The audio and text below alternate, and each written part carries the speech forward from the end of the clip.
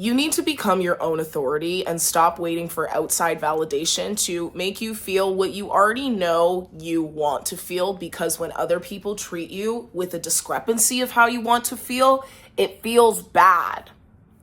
And you have to trust your intuition on that, even though these people want to keep treating you poorly, because that's convenient for them and it serves their ego. And sometimes we are spending all of our energy ruminating and trying to understand these people who are actually limited and can't meet us on our level, and we're making that our problem and letting these temporary people take up permanent space in our brain because we are compassionate and we are empaths. And we wouldn't do that to someone, so why would they do that to us if we were valuable? Because we treat other people with inherent worth. So what did I do to deserve this is what your brain does. And that is self-abandonment and not allowing yourself to be your own authority. This is something I'm really just starting to step into and has been coming to me in my journaling of like, I need to not only trust myself, and that's an easy thing to say, but I think what's underneath that iceberg surface of how to trust yourself is all of the reasons that you've been conditioned not to listen to your intuition and body, because sometimes sitting with your shadow is realizing that you are being treated unfairly, and that does suck. And there are these things that people will judge about you, and you don't have to take responsibility for their improper version of you because they can't even comprehend you. Like, they're actually so limited. So then the question is, why do you keep ruminating about these people who have done you dirty? It's because you don't trust yourself. You don't trust yourself, and or for me, sometimes there's something that I know I could have done better because they were upset about this little itty bitty tiny neutral thing, and I unpacked it in therapy the other day. Goes all the way back to like my childhood. There was this girl on my block, and I used to hang out with her and this girl called Mandy. And the other girl, let's call her Boo. Boo knocks on my door, and I knew like it was gonna be her and Mandy. So, and I actually liked Mandy better because she was probably like one of the only other black girls I've ever met, like ever. And she was just nicer, and Boo was mean. She was mean.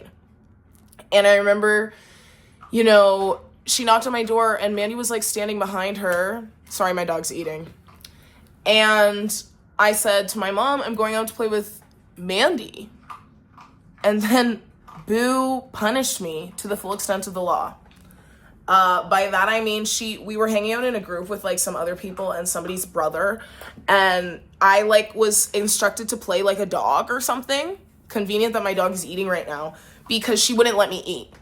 Because they found, not they, I honestly feel like I might have been the one to notice the cheese puffs that fell off of the truck on the main road in front of our house.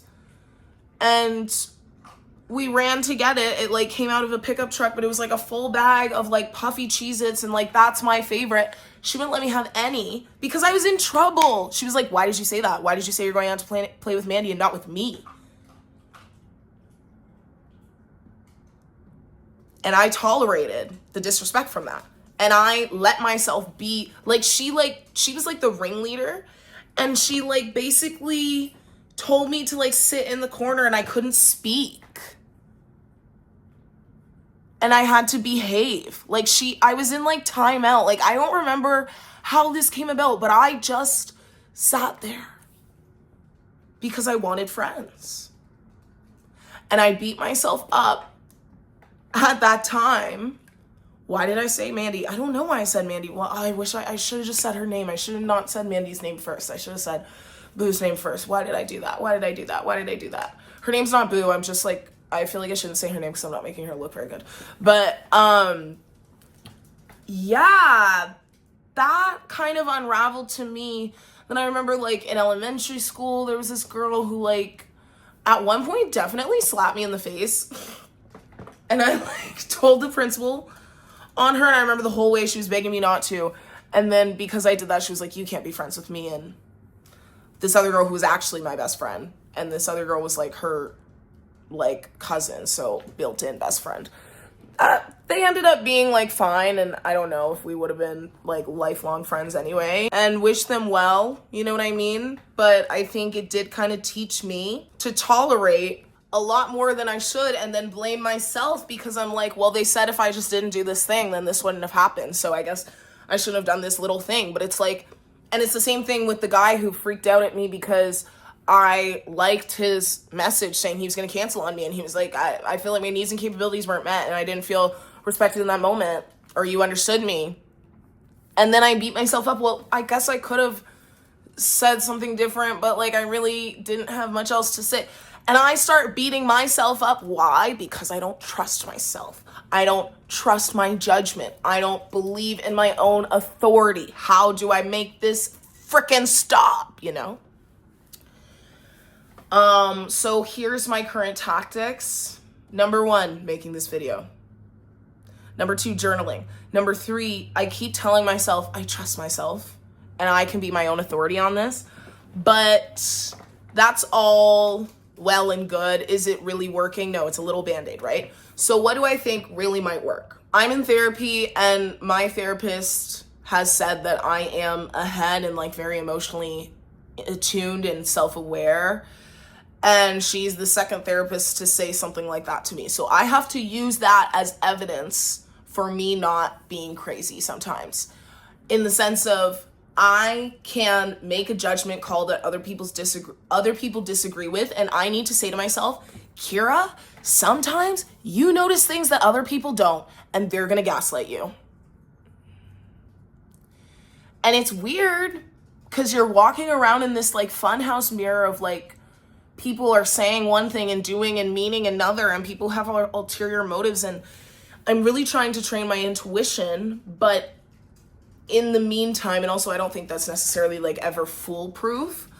I think that part of trusting my intuition is a little bit going with my gut. And even if that requires partly embracing the fact that, okay, if something bothers me, I'm gonna have to honor the fact that it bothers me and proceed as though it does bother me. Because otherwise I'm abandoning myself and forcing myself to swallow something that I also just saw on TikTok. When women swallow their emotions, that's how they get autoimmune diseases later on in life. And trust me, I cry everything out.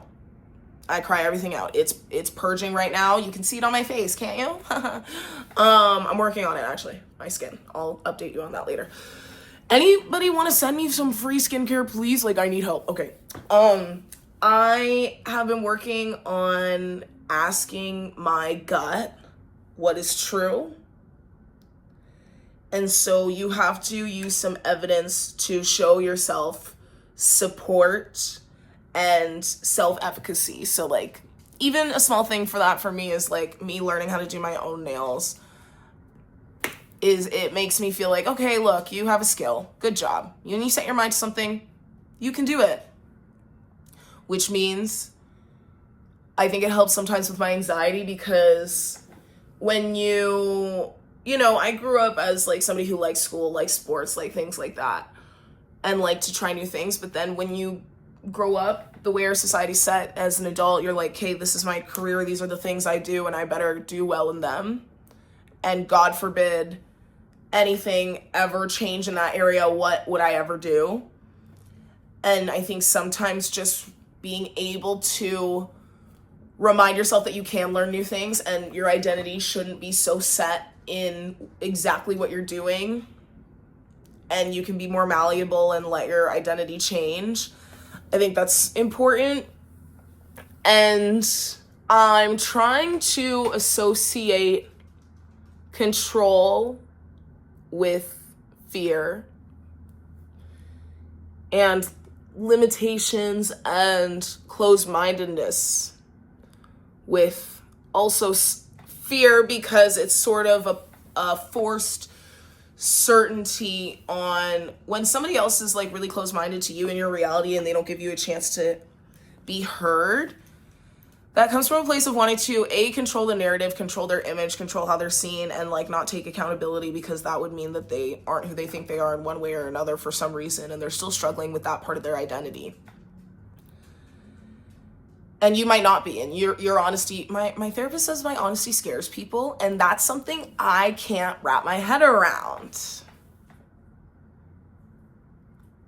And it's something I consistently try to make sense of. She also says she saw something saying, for your peace of mind, don't try to make sense of everything.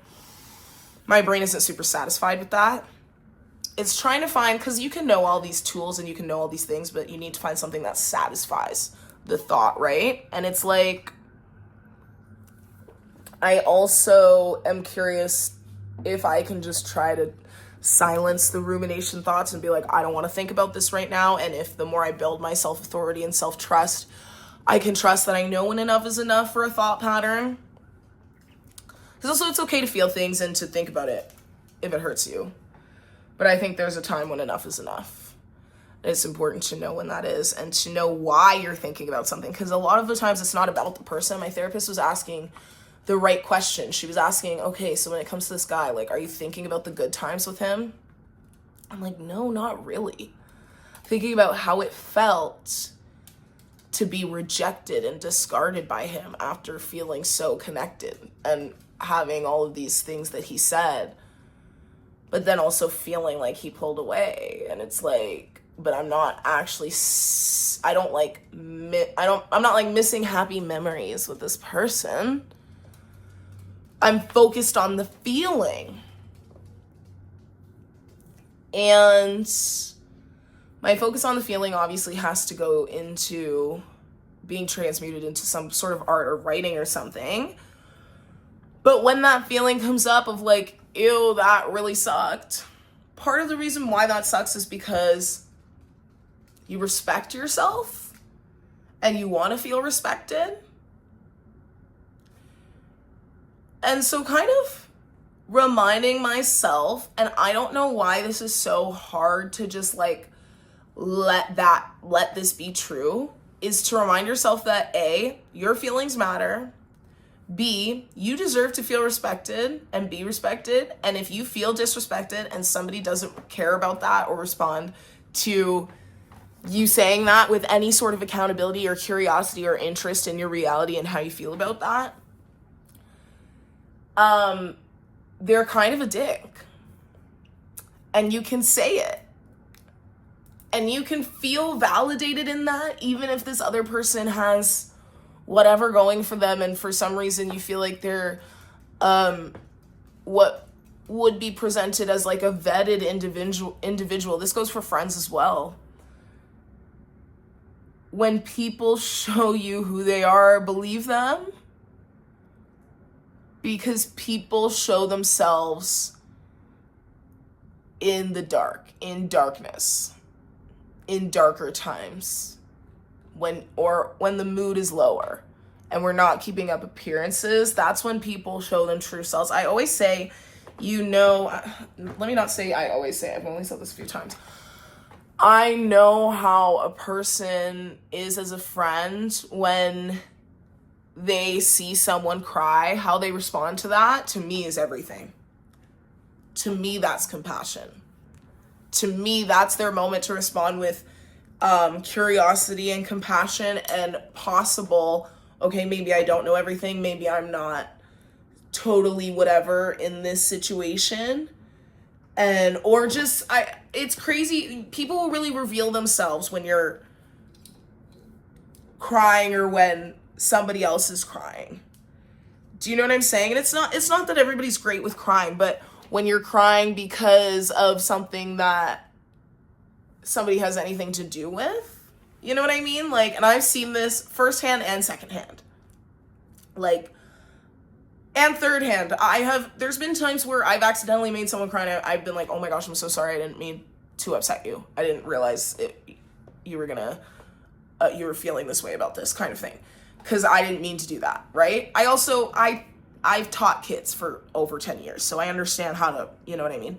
But it's more about, you will see some people see someone cry while they're having a conversation and decide to go harder. And I've been in the room when two of my friends, that's happened, where one friend is like all of a sudden going off on this other friend and she starts to cry, and that makes that other friend go harder. And I'm like, oh, that to me is emotionally irresponsible a little bit. But, and again, when I say you have to let yourself have the authority on that, I have to let myself have that standard for friendships and relationships, that people should hear me out and listen to my emotions and feelings about things, especially when I am always required to carry all of theirs.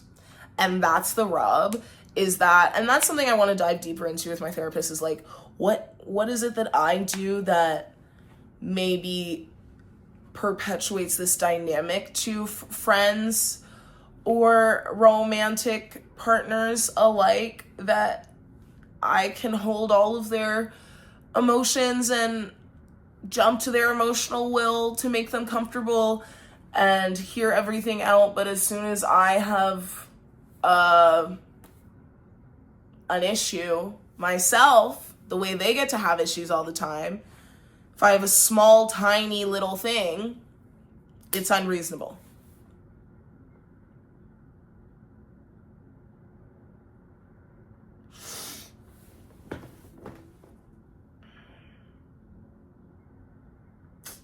You have to let your moral compass tell you, no, this is right, that was messed up.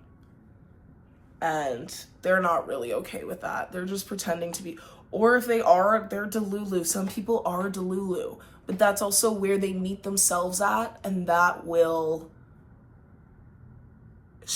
the way you do anything is the way you do everything. That's something I actually do say all the time. And yeah, that's something I wrote down actually, was, do you envy these people's inner world? That was an interesting thought for me. Very interesting thought. Do I value these people's inner world? Do I want to be inside their head?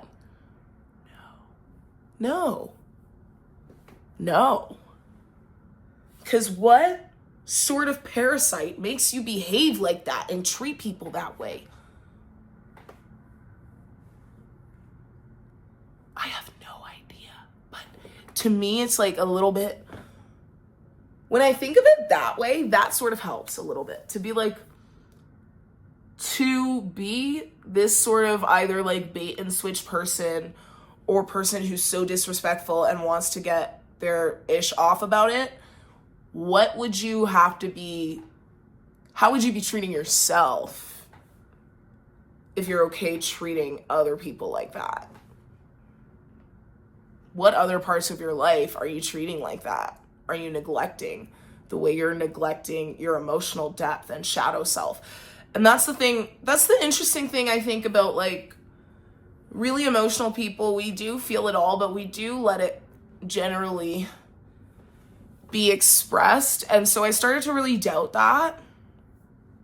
Really doubt that about myself, because I find people specifically right now and in the past year have not been receptive to that.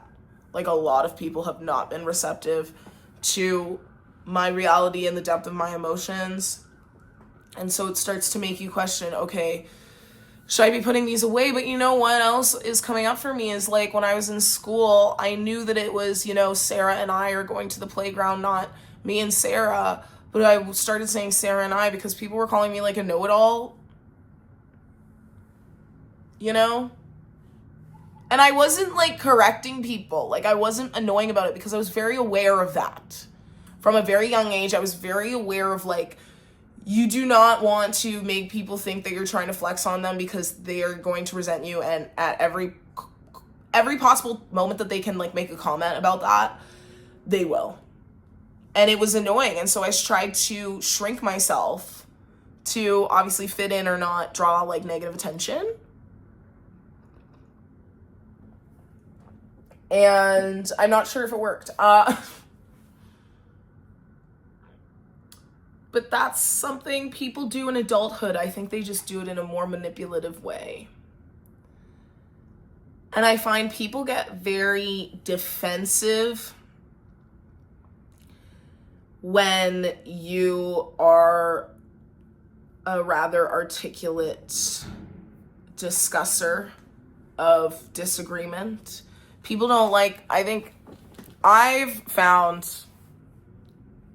often in the past however long that when you are like really, you can be calm but still emotional, like saying this hurt me because about something, and if it's worded in a way where like you're just being really honest and somebody isn't used to like that kind of honesty, they will take it as an attack if they don't know how to communicate, right? People say if you don't know how to communicate, you take any sort of accountability as an attack. And unfortunately, that is like really, really true. But you also just have to remember, if somebody cared about you the way you care about other people, they would just be curious about where you're coming from. They wouldn't shut you out and just be like, you're wrong, and gaslight you and try to manipulate you into feeling bad for them when they hurt you and they were inconsiderate and they were asking for all this emotional labor from you but giving you absolutely none back. And you shouldn't be carrying all of that responsibility and load, because you know what? They're not. It's like, you know, the emotional capacity of a teaspoon, yeah, and also responsibility. They have that same amount. So I think it's one of those things where I need to learn. I'm going to try and I'll let you guys know how it works, the self-talk of like when these things come up, I just need to say, I'm not thinking about that. Low key, it's not my fault if people want to be assholes sometimes. I can't control that.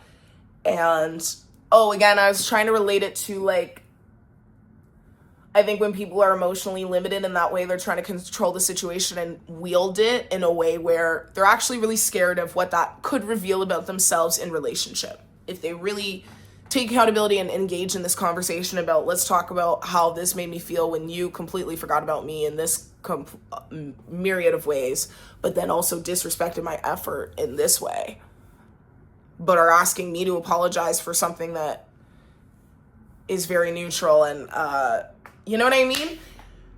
You can look at all of these things, and the limited mindset is an attempt to control and a fear of true reality and true depth in relationship and complex feelings and working through them and holding space for the both ends of, you can feel like this and I can feel like this, and they can both be true, but there is a realm of reason and a realm of, this is unreasonable. You're being unreasonable. You're being unfair.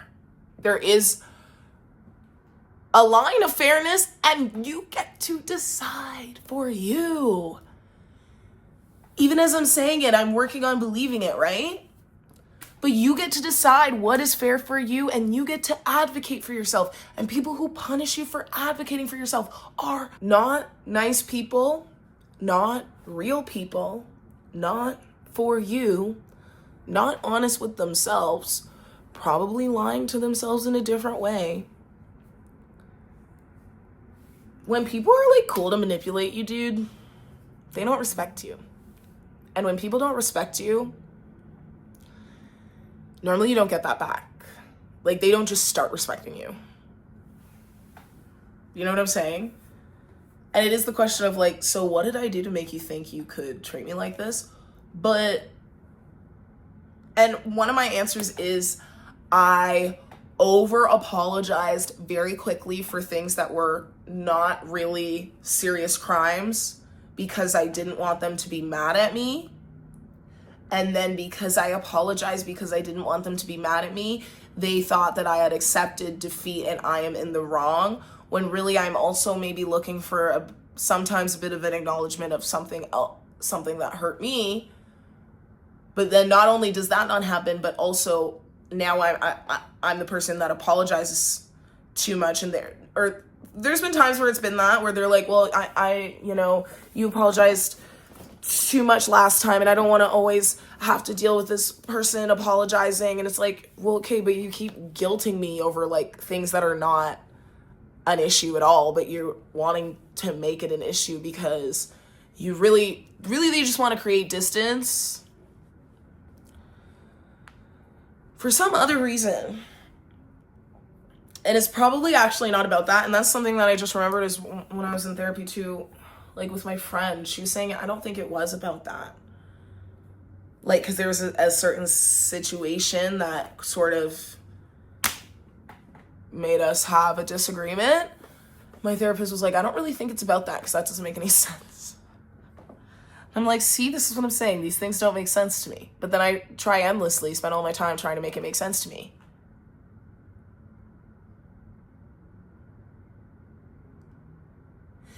And that is me trying to control out of fear. But it doesn't work. The control isn't logical. Surrender is actually more logical, but it's not natural. It's not natural. Trying to work with your brain is so annoying and just dichotomous. But I trust myself. I am my own authority. I got myself this far. Maybe that's like the new mantra. I trust myself because I got myself this far. Also, like, I think embracing your shadow self is really important. Embracing the dark parts of you that other people reject. I think that's going to be really powerful when I really, really master that. So maybe that's what all this was for or something. But, you know, life goes on whether you wanted to or not. So I got to figure it out. At least the sun is out so I can go for walks and try to have like little revelations in the trees or whatever. So yeah, I should like go for more hikes or something. But I have to like go like drive out of the city to get to a place where I can have a serious hike. Right? Yeah, I do. Anyways, let me know your thoughts on this. This is a lot of therapizing. So thanks for listening to me talk about my thoughts and feelings. I hope that helped at all. And please subscribe, share with a friend. You know, I'm trying to be a YouTuber for life, trying to get this popping. Tell a friend to tell a friend. I love you. Goodbye.